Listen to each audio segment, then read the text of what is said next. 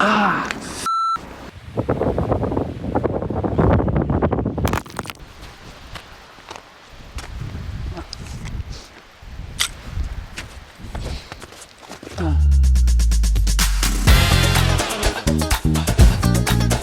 glaciers at the far back that are probably contributing to the water. What's down here, this is a straight up cliff on the other side of me here. So this is Eiffel Tower, the thing behind me over there. All right, now we just gotta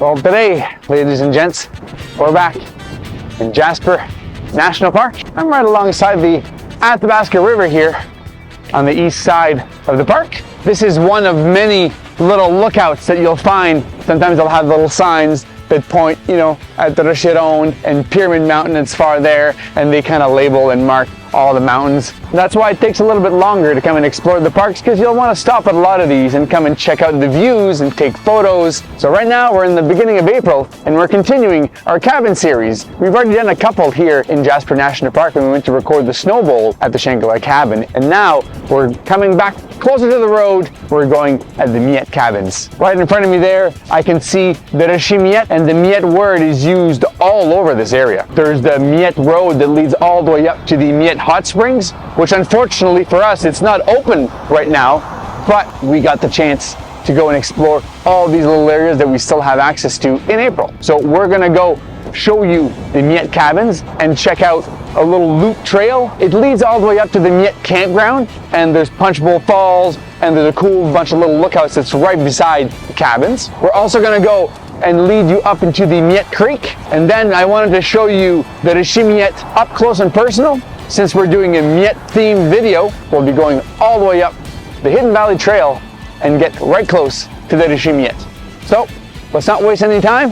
Let's get on the road and show you guys all the Miette things we can find here in Jasper.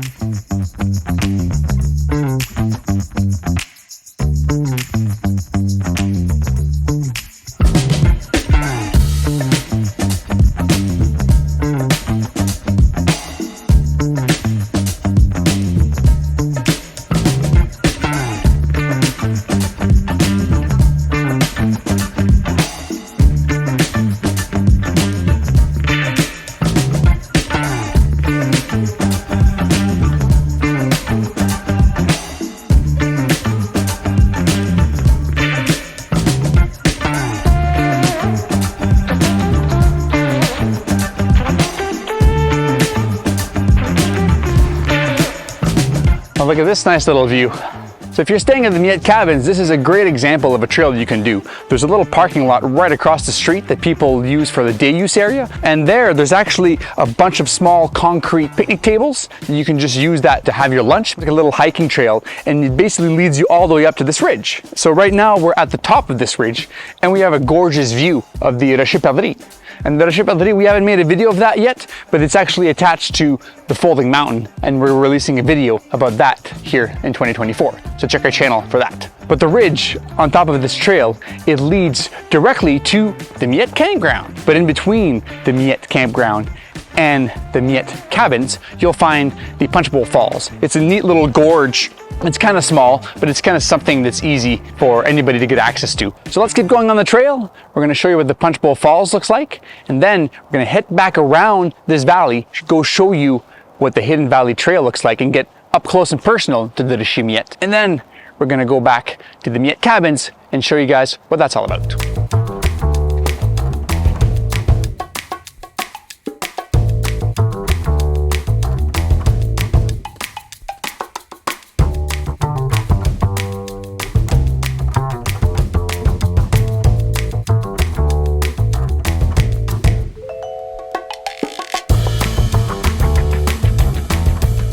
So this behind me here is called Punchbowl Falls. If you follow the ridge and go all the way to the Miette campground, instead, halfway there, you'll see a little trail that veers down and you get to a nice little lookout that's on the far back there, and there's actually a little bridge that crosses the gorge, and then it leads to a little parking lot. So you don't actually have to come and follow this trail to get here. You could just drive. I've made multiple videos of this area of how fast the ice melts. This is actually the most melted I've ever seen, especially in April, which is kind of crazy. So check out my YouTube channel if you want to see the different seasons of Punchbowl Falls. The only problem with the Punchbowl Falls is that it's really hard to get a decent view. From the bridge is kind of the best view. You get to look down. So now let's grab all our stuff and finish the loop and head back to find the Jeep. And then we'll show you where we're gonna go hiking today.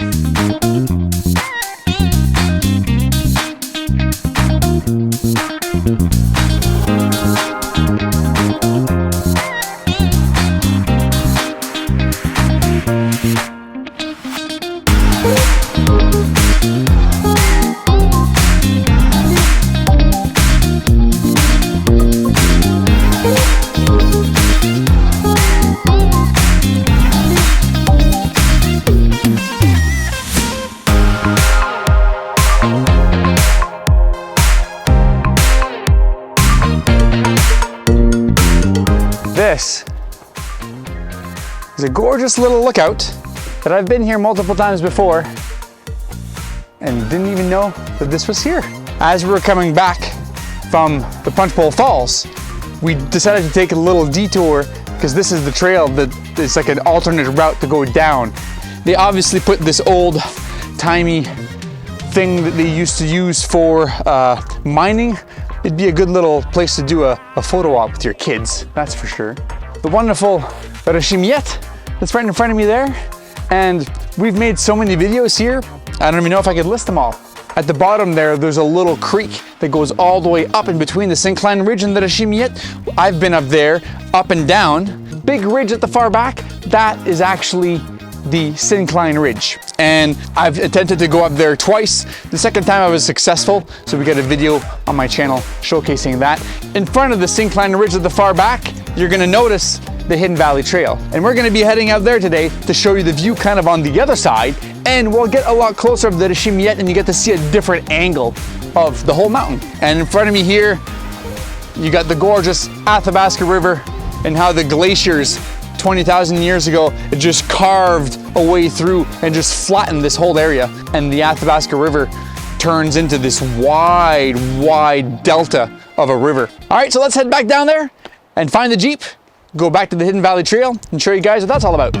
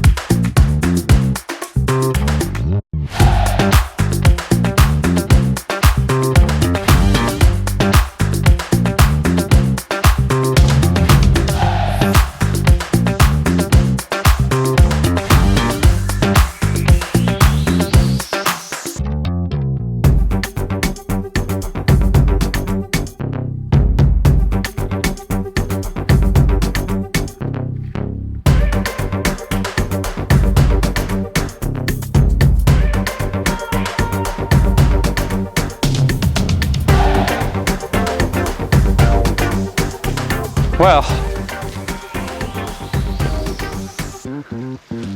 look at the size of that wall. This here that I'm standing beside is what they call the little Miette Creek. And I wasn't even expecting to show you guys this today, but on the way to the Hidden Valley Trail, we kind of just stopped to see. If you're just here for a little day hike, this is kind of perfect because you just park at the little opening close to the highway where the power lines are. There's a little gate, you can tell that's been washed over, and there's a bunch of rocks and the gate's half buried. This is also the trailhead where you would come and park if you want to go all the way up to the Miette. On the east side, there's a scrambling route you can do there as well. But in here, it's kind of neat because you eventually get this big wall that's kind of at an angle. I found it was a little bit easier to get up here when there was ice at the bottom because it kind of leveled it out. But usually, if you come here in June, there won't be any snow, and then everything's kind of draining through. If you come here too late in the year, you won't see any water at all. But if you come here right at the right time where all the snow's kind of melted and all this water's coming down, you'll have like water flowing through all these big boulders. It's quite a neat little place to come. Kids would also find that interesting, doing this little crevasse tunnel across here. You can go all the way up here, you can go pretty far, and eventually you hit a little waterfall that's about the size of the Punchbowl Falls. And that's pretty much the end of the road. So let's hike out of here and go back to the Jeep. We're gonna start doing the Hidden Valley Trail.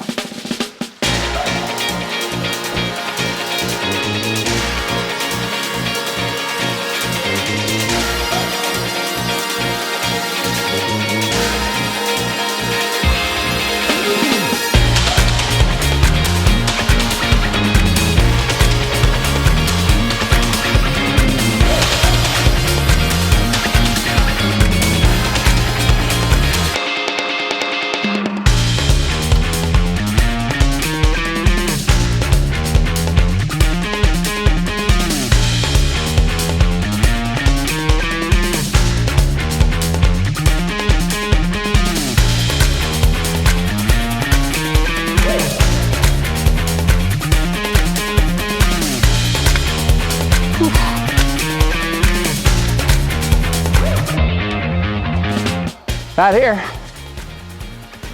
is called the Miette, and this is a great little hike that you can do if you stay at the Miette Cabins. At the beginning, it's kind of wide open, and then slowly the trail veers towards a little pinch point. You go inside a narrow passage, and then it starts to reopen again. And when you get to that little passage, there's actually a little ladder that they chained down to get up there, which is kind of neat. And then eventually it opens up to this cool little hidden valley. You have to go around the valley basically to get to the top of it. So you have to kind of corkscrew up to the top. In the spring too early, there's often a lot of snow there, so be prepared. But if you come here like June after, it's fine. We just came down from the top of the hidden valley here, and it was super windy. I didn't want to record there, so I came back here. But I've been here multiple times. I even came here in September and got a gorgeous view of the valley back there. Very good candidate in September and October if you want to do a sunrise hike. Something else I wanted to add in here is a little bit of trail tech. I've been getting a whole lot of questions online since my content has been growing, and people ask questions about what I'm wearing and what I'm using. This way I get to share what you guys should be bringing in the mountains to begin with. Actual poles.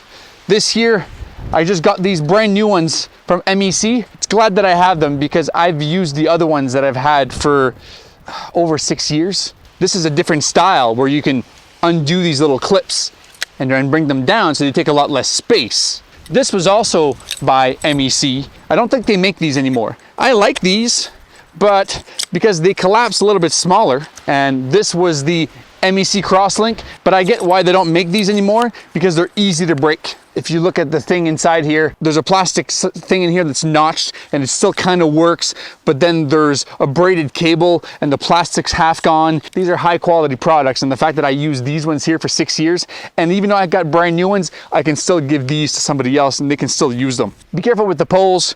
One way that they're easy to damage is when they get planted in and they're anchored. So just be careful that you pull them completely out of the dirt or the rock as you step. I've seen multiple people just actually trip on them and then snap them in two, and it doesn't take much. Your body weight, you'll be able to actually break them. So be careful with these poles. There's a million reasons to use these.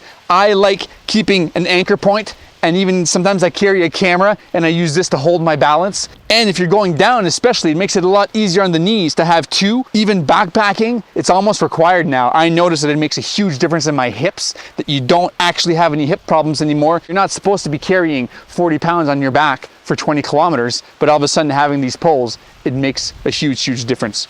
And then the more you hike with these, the more you realize that you can shove them up inside the cooking shelters and tie your mitts to dry. Like, there's a million reasons to have a collapsible stick in the mountains. Something else that you don't want to forget when you go up on these peaks, I don't know if you guys can hear that in the background, but it's super windy. And by the time you get to the top of the mountain, if you don't have something to wear, then you're kind of hooped. You won't stay there for very long.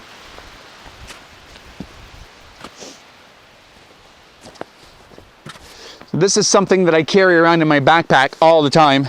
It's also another product from MEC. You can actually use it as a pillow if you want, but it's basically the mountain replacement of a hoodie.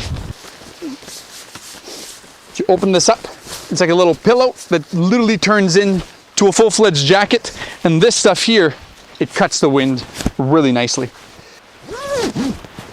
It even has a full hood here, zips all the way up, cuffs for your wrists, and there's even 2 pockets here, and they both zip up. And this thing here, I can even close it down, and this really protects you well. And oftentimes, this is always in my backpack. It's something that I usually just wear at summits. So these are 2 things that you always want to carry around. If you're interested in purchasing some poles or some jackets or anything at MEC, I'm going to be putting some affiliate links there right in my YouTube video. So that's enough trail tech talk. Now that I showed you guys what the Rishi Miette looks like, let's go have a good look at the Miette Cabins.